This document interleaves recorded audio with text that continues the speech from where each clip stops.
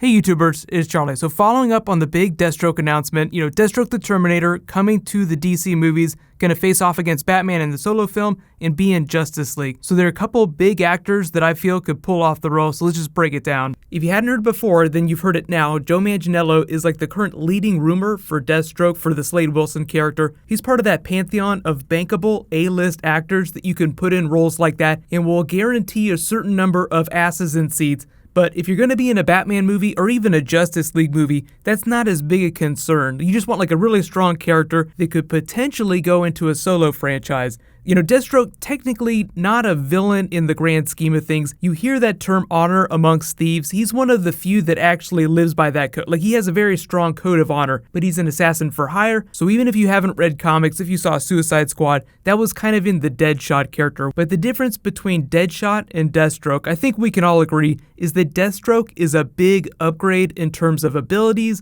power levels, and the types of weapons that he uses. Deadshot has dead aim. He can hit any target with his guns, but therein lies his weakness. He's ultra specific when it comes to weapons. Deathstroke is just an all-around amazing assassin, and he's freaking huge. He's like a walking tank. Ben Affleck is one of the tallest actors in the DC movies right now. He's even taller than Henry Cavill. Normally you'd think that Superman would be like the biggest guy in the DC universe. Technically, if they're standing next to each other, Batman is currently the biggest person in the DC universe. I guess if you wanted to get really technical about it, you would say that Killer Croc is supposed to be the biggest, but he's part monster, like he's severely mutated. Deathstroke is just a normal person that's huge. Joe Manganiello, about the same height as Ben Affleck. And he even kind of looks like you would expect Slade Wilson to look. Silver streaks. Now, Slade Wilson in the comics has like completely white hair, but I don't think that's really important for the character in the movies. As long as he embodies the tone of the character, it's a good performance, and he mostly looks like the comic book version of the character, I think he's a really safe pick. But let me know in the comments, who would you guys like to see play Deathstroke? Joe Manganiello is an awesome actor, but I feel like Stephen Lang, Tom Hardy would also be good picks. Just let me know in the comments, who do you want to be Slade Wilson in the DC movies?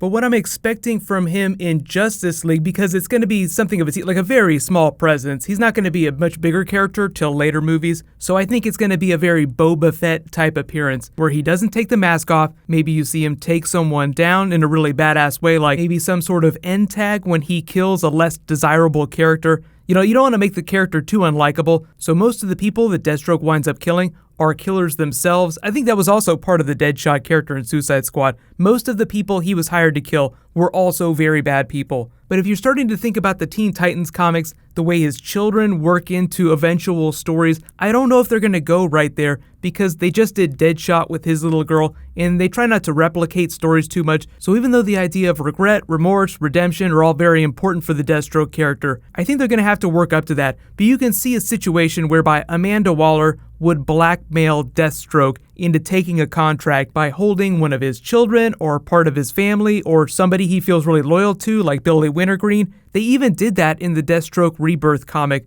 where his mentor is being held by rebels, Billy Wintergreen. He has to call an audible during a hit on Clock King, like he's ordered to kill Clock King, has to make a deal with him on the fly in order to get the person that's very close to him that's held captive. We later find out that it's Billy Wintergreen. But make no mistake, Deathstroke is still a very terrible, very ruthless character. It's just that he has a very strong moral code. It's just the job of the movies to let you know how that's different from Batman's code. And I think that's going to be one of the more difficult things to do, like getting that across. Like, they want you to root for Deathstroke, but also understand that he's an antagonist. So like you see a Batman movie, Batman is always going to be the hero. Like, you want him to beat whoever the bad guy is in the movie. So I feel like any fight between Batman and Deathstroke in the movies is going to end in a draw situation, whereby, Deathstroke is the much better fighter, but Batman will have some sort of advantage that will allow him to get the upper hand. So that's always where a lot of movies fall afoul. Like, you can have a really awesome fight with Batman and Deathstroke, but one of them has to walk away the winner without the other one walking away feeling any less like the badass. I feel like that's where people really get upset with movies like this, where like Batman beats Deathstroke and everyone's like, but Deathstroke's like such a better fighter, like how did Batman possibly beat him? So I wouldn't get too hung up on the logic. Really, like thematically, I feel like if they can nail the tone of Deathstroke,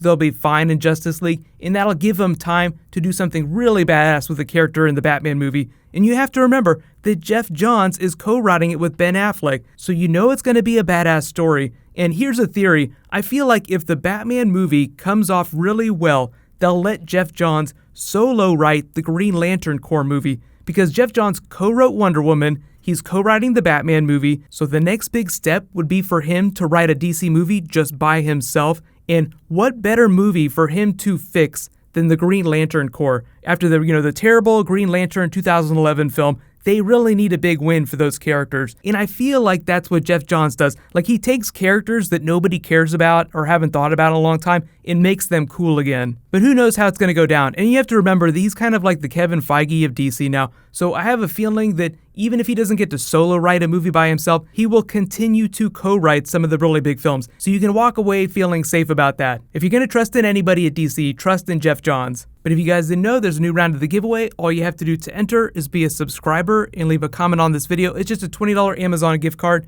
So there's a whole bunch more Marvel and DC coming this week, so get hype. It's going to be really awesome. Now that we're within like the 4-week premiere period for Flash, Arrow, most of the big comic book shows, you're going to start seeing a whole lot more footage, so get hype. It's going to be a lot of fun.